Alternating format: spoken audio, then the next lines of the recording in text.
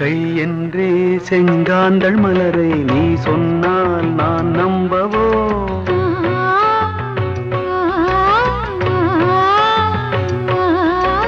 கால் என்றே செவ்வாழை இணைகளை நீ சொன்னால் நான் நம்பிவிடவோ? மை கொஞ்சம் பொய் கொஞ்சம் கண்ணுக்குள் நீ கொண்டு வருவாய். காலத்தால் மூவாத உயர் தமிழ் சங்கத்தில் பாடாத கவிதை அங்கத்தில் யார் தந்தது?